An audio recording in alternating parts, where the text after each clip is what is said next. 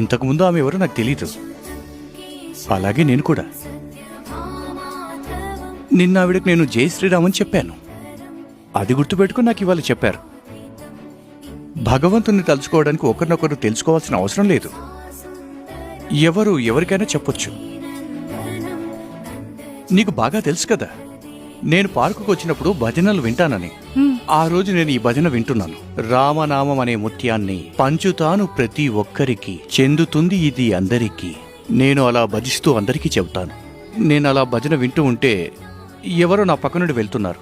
నేను వాళ్ళకు జై శ్రీరామ్ అని చెప్పాను. వాళ్ళు నాకు జై శ్రీరామ్ అని చెప్పారు. ఇక అప్పటి నుంచి నాకు ఎవరు కనిపించినా జై శ్రీరామ్ అని చెప్తాను. అలాగే వాళ్ళు కూడా నాకు చెప్తారు. అలా అని తెలియని అమ్మాయికైతే చెప్పను.